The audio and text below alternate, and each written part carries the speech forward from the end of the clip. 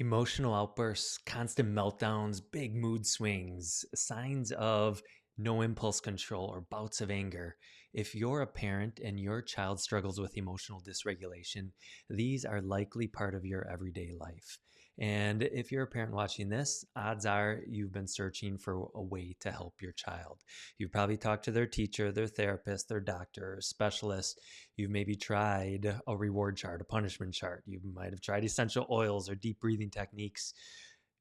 As a last resort, you may have even tried a medication. And while things might have shifted the symptoms a little bit, odds are you feel that there's still a deeper missing piece, something at the root of it all. And that's what I want to share with you today, because in our office, we love helping parents not only understand why their child is struggling, but more importantly, understand what they can do to help, especially for parents that have tried a lot and are coming to us fatigued, exhausted, feeling hopeless that there might not be an actual effective next step.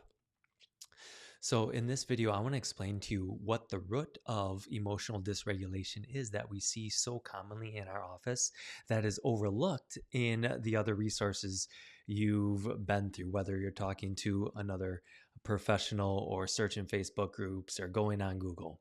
And that root has to do with the nervous system, because emotional dysregulation has to do with an imbalance in the nervous system. So I want to share a quick story here to start. There was a mom about 4 or 5 months ago that came to see us for her son, and she came in as a trained clinical psychologist. So with a PhD in psychology, she knew all about things in the brain and the mind. And she said, when my kiddo was young, he had extreme anger outbursts. They were unpredictable, extreme mood swings, and emotional meltdowns that would last an hour, 2 hours. And as a psychologist, she said, I tried all the mental health things I could think of. I knew all the rewards. I tried all the punishments. I tried cognitive behavioral therapy. I tried trying to get him to think differently in order to act differently. And there was no change. And she explained that what was really going to make the biggest difference for him, and that she had actually pivoted on, was doing something that had to do with his body and his internal biology, not his mental state. And this is, I think, one of the biggest things we see can be helpful for parents, is to understand that their kiddo with big meltdowns, big behaviors, big moods, big levels of dysregulation, is they're not trying to be a bad kid. They're not trying to cause a scene and do things that, when you're crying that long, when you watch a kiddo struggling, like your heart goes out to them.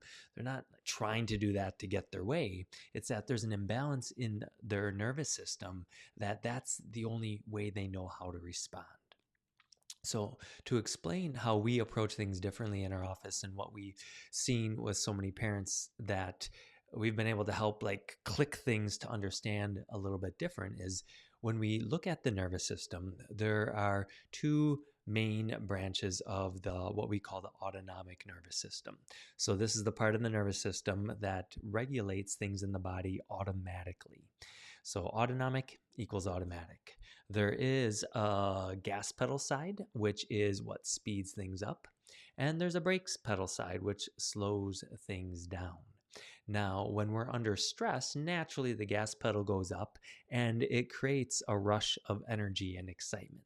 Adrenaline, cortisol, epinephrine, the stress hormones get released when the gas pedal gets put on.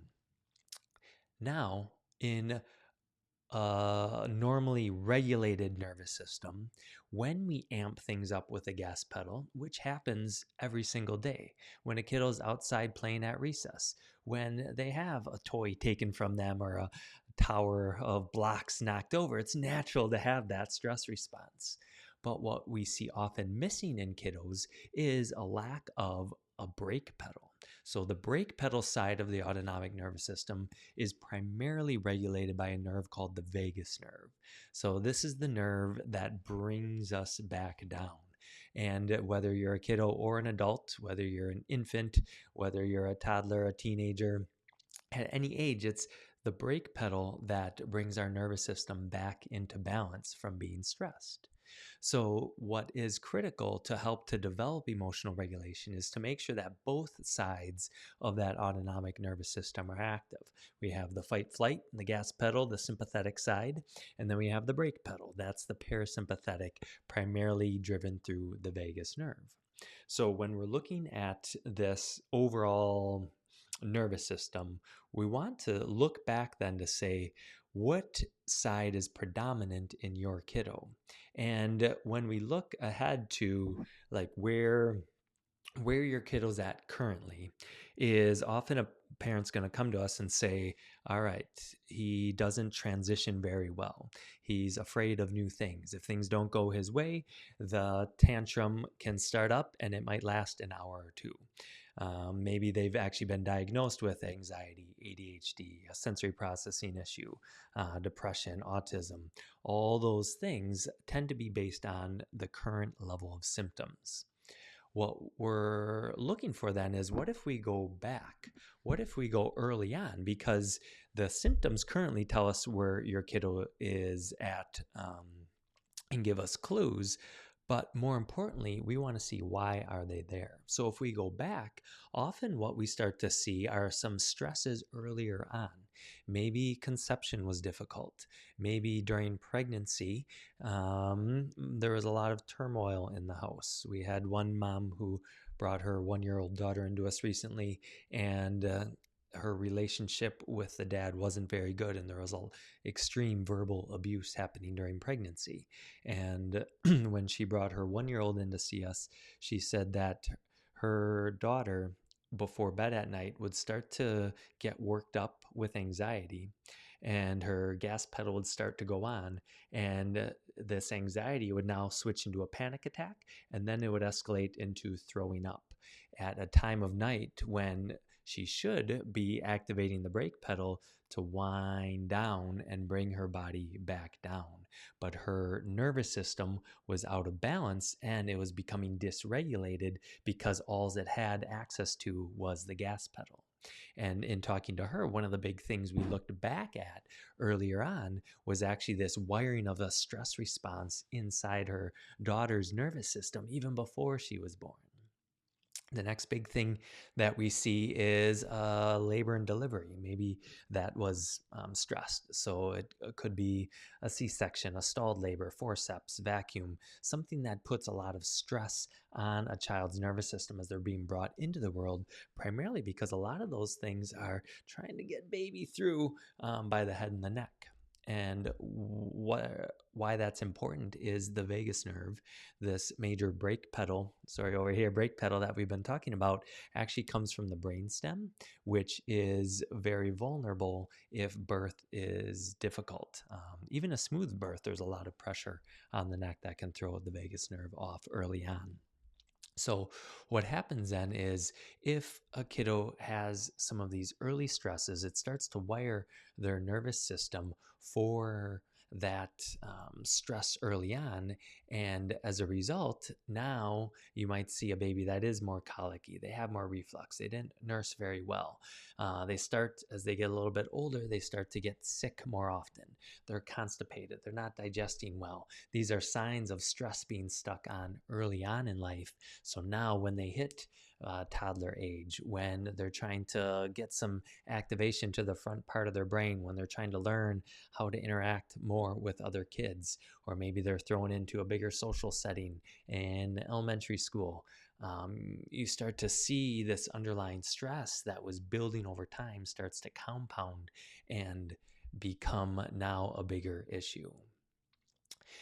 So what we look for in our office then is, yes, if we go to the list of symptoms, we want to see those improving, but we want to see, is there stress under the surface stuck on that's leading to these things? So why we often see more traditional approaches fall short is because they are often looking for a diagnosis and a treatment of that diagnosis. So a traditional medical doctor will often say, yep, that diagnosis, there's a chemical imbalance leading to it. So you take a medication to try to address the chemistry. And maybe the therapist is working on more of an outside-in approach, as I gave the example of the mom earlier who tried all the rewards, all the punishments, all the external motivators, and nothing was working. What we look for in our office on the flip side is what's happening internally, and we do so with a set of neurological scans. They're very safe, very gentle. We do them on pregnant moms. We do them on newborn babies. My wife had them done throughout her pregnancy. My son, as soon as he was born, we did them on him. So no radiation, not like an X-ray or a scan, not like an MRI or a CT. But they're very safe, but they allow us to actually measure nervous system function. They allow us to see, is there an imbalance between the gas pedal and the brake pedal? They allow us to measure the different nerves to see if there's stress on the areas, especially, as I said, in the neck, that could be stressing the vagus nerve. So if there's stress there, that means that brake pedal is going to be shot and not working how it's supposed to. It's not going to be online, giving your kiddo access to the ability to regulate and come down from feeling stressed. So this is something that we feel so passionate about because it's so often this missing link in healthcare. And what we love helping parents with then is giving their child the ability to start to access the brake pedal, access what is needed to regulate their nervous system. So now instead of looking at their child as someone who's it's their behavior to want to be defiant or want to have the big meltdown in the middle of the grocery store or while you're making a run through Target. Instead, you start to empathize with your child, because if the scans show stress built up internally, now you can look and say, wow, that's actually a picture of why my kiddo struggles the way that they do. So if that interests you, please reach out. We love to answer questions. We love to do these safe, gentle scans on your child to give you that next set of information to know if this is something that could help. So shoot us a message, give us a call, email. We're here for you.